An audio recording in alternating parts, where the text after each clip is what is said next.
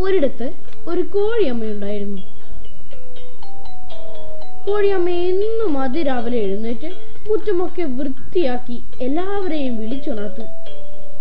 കോഴിയമ്മയുടെ സുഹൃത്തുക്കളായിരുന്നു ചുണ്ടൻ, മുണ്ടൻ എന്നു പേരുള്ള രണ്ട് എലിക്കുട്ടന്മാർ. അവരങ്ങനെ സന്തോഷത്തോടെ കളിച്ച് ചിരിച്ച് കഴിഞ്ഞു പോന്നു. അങ്ങനെ ഇരിക്കെ ഒരു ദിവസം മുറ്റം വൃത്തിയാക്കുമ്പോൾ കോഴിയമ്മയ്ക്ക് ഒരു നെൽക്കതിർ കിട്ടി. കോഴിയമ്മയ്ക്ക് വളരെ സന്തോഷമായി.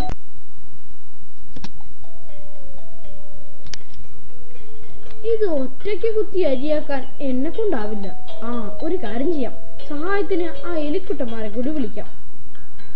എലിക്കുട്ടന്മാരെ, എലിക്കുട്ടന്മാരെ, ആരിത്? കോഴിയമ്മയോ? എന്താ കോഴിയമ്മേ? കണ്ടോ, എനിക്കൊരു നെൽക്കതിർ കിട്ടി.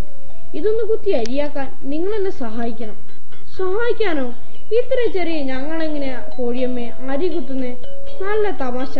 കോഴിയമ്മ പോയട്ടെ, ഞങ്ങൾക്ക് വേറെ പണിയുള്ളതാ.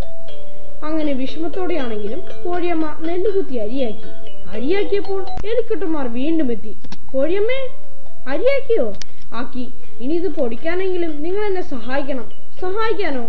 ഇന്നലത്തെ പണിയുടെ ക്ഷീണം ഇതുവരെ മാറിയിട്ടില്ല. ഞങ്ങൾ പോവാ കോഴിയമ്മേ. ദുഷ്ടന്മാർ, ഈശ്വര, ഇങ്ങനെ രണ്ട് സുഹൃത്തുക്കളെയാണല്ലോ എനിക്ക് കിട്ടിയത്.